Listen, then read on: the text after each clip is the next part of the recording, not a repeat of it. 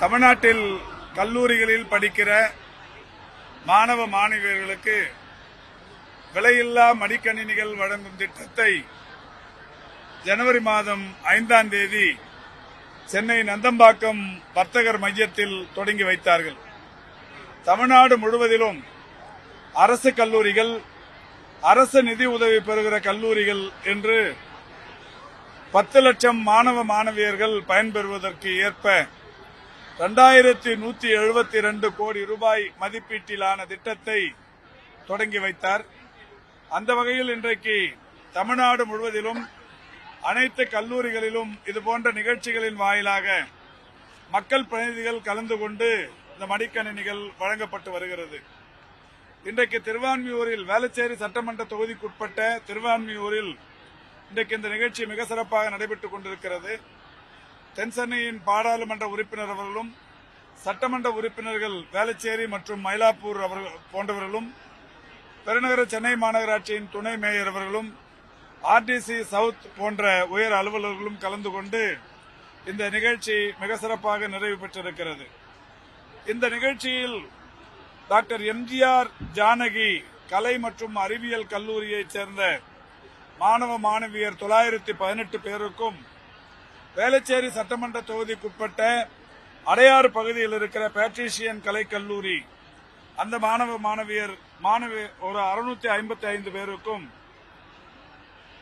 MA Chidambaram school of nursing, MA Chidambaram college of nursing ஆகிய இரு அமைப்புகளைச் சேர்ந்த மாணவ மாணவியர்களுக்கும் 1627 பேருக்கு இந்த மடிக்கணினிகள் தற்பொழுது வழங்கப்பட்டிருக்கிறது. இப்படி தினந்தோறும் மடிக்கணினிகள் ஒவ்வொரு கல்லூரிக்கும் வர வர நாங்கள் நேரடியாக சென்று இந்த கணினிகளை வழங்கிக் கொண்டிருக்கின்றோம். அந்த வகையில் இன்றைக்கு 1627 மாணவ மாணவியர்களுக்கு வழங்கப்பட்டிருக்கிறது. இதில் ஒரு மகிழ்ச்சியான செய்தி என்னவென்றால், எம்ஜிஆர் ஜானகி கலைக்கல்லூரி, பேட்ரிஷியன் கலைக்கல்லூரியைச் சேர்ந்த மாணவிகள் ஏறத்தாழ 10க்கும் மேற்பட்டவர்கள் செவித்திறன் குறைபாடு உள்ளவர்கள், பார்வை குறைபாடு உள்ள மாணவியர் 10க்கும் மேற்பட்டவர்கள் மேடையில் அந்த மடிக்கணினியை பெறுகிற போது மிகுந்த மகிழ்ச்சியை தெரிவித்துவிட்டு சென்றார்கள். இப்படி இந்த திட்டம் என்பது அனைத்து தரப்பினரையும் கவருகிற, குறிப்பாக இளைய சமுதாயத்தினரை இன்றைக்கு மிகப்பெரிய அளவில் மகிழ்விக்கிற திட்டமாக இருந்து கொண்டிருக்கிறது. மாண்புமிகு தமிழ்நாட்டின் முதலமைச்சர்கள் வெறும் மடிக்கணினி என்பது மட்டுமல்லாது பெர்ப்ளெக்சிட்டி ப்ரோ AI என்கின்ற வகையில் ஒரு புதிய டூல் ஒன்றையும் இதில் இணைத்திருக்கிறார்கள். பொதுவாக மாணவ மாணவியர்கள் இந்த மடிக்கணினியை பயன்படுத்தும் போது இந்த சந்தாவை வெளியிலிருந்து வாடகைக்கு பெற வேண்டும் என்றால் மாதத்திற்கு 1950 ரூபாய் செலவாகும். மாண்புமிகு தமிழ்நாட்டின் முதலமைச்சர்கள் இந்த மடிக்கணினியோடு சேர்த்து பெர்ப்ளெக்சிட்டி AI ப்ரோ என்கின்ற இந்த டூலையும் இதில் இலவசமாக விலையில்லாமல் தந்திருக்கிறார்கள். எனவே இது மிகப்பெரிய அளவில் மாணவர்களிடையே வரவேற்பை பெற்றிருக்கிறது. இந்த நிகழ்ச்சியை பொறுத்தவரை மாணவ மாணவியர்கள் ஒரு மகிழ்ச்சியை தெரிவிக்கிற ஒரு சூழல் இந்த அரசு பொறுப்பேற்றதற்கு பிறகு மாண்புமிகு தமிழ்நாட்டின் முதலமைச்சர்கள் இன்றைக்கு புதுமை பெண் என்கின்ற திட்டத்தின் மூலம் 6,92,471 மாணவிகளும், தமிழ் புதல்வன் என்கின்ற திட்டத்தின் மூலம் 5,40,429 மாணவர்களும் இன்றைக்கு மாதந்தோறும் 1000 ரூபாய் பெறுகிற ஒரு அற்புதம் இங்கே நடைபெற்றுக் கொண்டிருக்கிறது. அது மட்டுமல்லாது நான் முதல்வன் என்கின்ற திட்டத்தின் மூலம் திறன் பயிற்சி வழங்குவது, அவர்களுக்கு வேலை வாய்ப்பை பெற்றுத் தருவது, படித்து முடித்தவர்களுக்கான வழிகாட்டுதலை செய்வது, படிப்பதற்குண்டான மேற்படிப்பு வசதிகளை ஏற்படுத்தி தருவது போன்ற பணிகளை செய்து கொண்டிருக்கின்ற காரணத்தினால் அதன் மூலம் 42 லட்சம் பேர் பயன்பெற்றுக் கொண்டிருக்கிறார்கள். இதோடு மட்டுமல்லாது மாண்புமிகு தமிழ்நாட்டின் முதலமைச்சர்கள் 7.5% இடஒதுக்கீடு என்று சொல்லி மருத்துவம், பொறியியல், பல் மருத்துவம், வேளாண்மை, கால்நடை மருத்துவம், மீன்வளம், சட்டம், பிற தொழில்முறை படிப்புகள் என்று சொல்லி இன்றைக்கு மேற்படிப்புக்கு 7.5% இடஒதுக்கீட்டை தந்து கொண்டிருக்கிறார்கள். இப்படி புதுமை பெண், நான் முதல்வன், தமிழ் புதல்வன், இந்த 7.5% இடஒதுக்கீடு போன்ற பல்வேறு சலுகைகள் வழங்கிக் கொண்டிருக்கின்ற காரணத்தினால் இந்தியாவிலேயே தமிழ்நாட்டில்தான் உயர்கல்வியில் சேர்பவர்களுடைய எண்ணிக்கை அதீதமாக வளர்ந்து வருகிறது, உயர்ந்து வருகிறது. ஒன்றிய அளவிலான உயர்கல்வி சேர்க்கைக்கான சதவிகிதம் 28.4. ஆனால் தமிழ்நாடு இன்றைக்கு 47% அளவுக்கு மாணவ மாணவியர் உயர்கல்வியில் சேர்ந்திருக்கிறார்கள். இந்த புள்ளி விவரம் நாங்கள் சொல்லுகிற புள்ளி விவரம் அல்ல.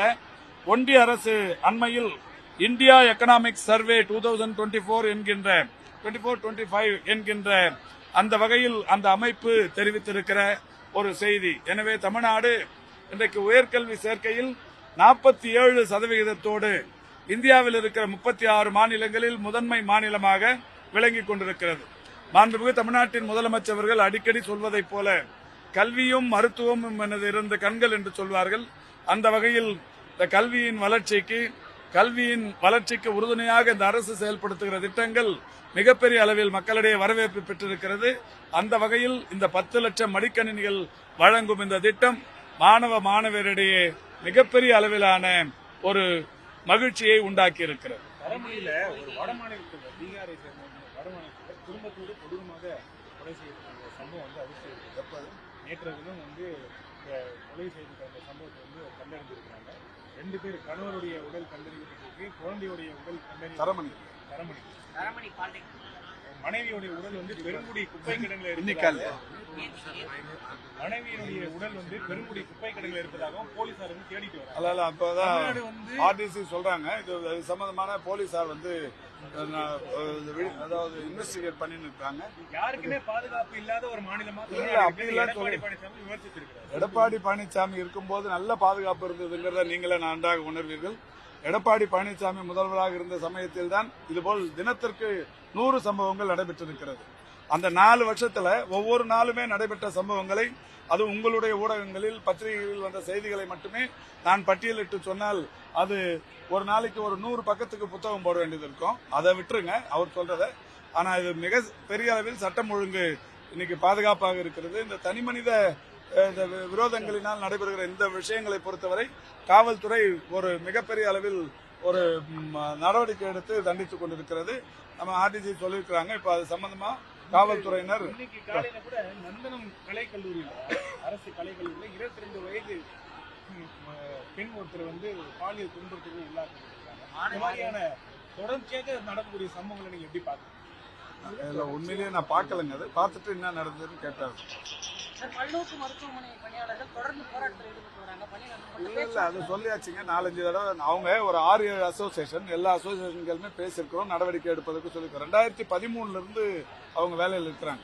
2013 சேர்ந்தவங்க 2021 வரைக்கும் அதிமுக ஆட்சி தான் இருந்தது. அதிமுக ஆட்சி காலத்தில் தான் அவங்க எல்லாம் பணிக்கு வந்தவங்க.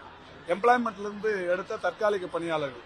அந்த தற்காலிக பணியாளர்கள் பணி நிரந்தரம்ங்கிறாங்க. இப்போ அரசு தேர்தலை சந்திக்கவிருக்கிறது என்கின்ற காரணத்தினாலேயே தற்காலிகத்தில் இருப்பவர்கள், ஒப்பந்த அடிப்படையில் இருப்பவர்கள் எல்லாமே பணி நிரந்தரம் செய்ய வேண்டும் என்பது இப்ப பேஷன் ஆயிருச்சு. அந்த வகையில் அவர்களிடத்திலும் பேசியிருக்கிறோம், சொல்லப்பட்டிருக்கிறது.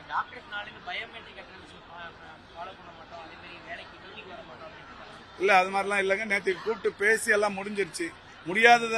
முடிஞ்சு போனதை நீங்க மீண்டும் பத்திரிகையாளர்களுக்கு ஆசை டெய்லி ஏதாவது ஒரு போராட்டம் நடக்கணும்னு உங்க ஆசை நிறைவேறாதுங்க. அது மக்கள் நல்வாழ்வுத்துறையில் நிறைவேறாது.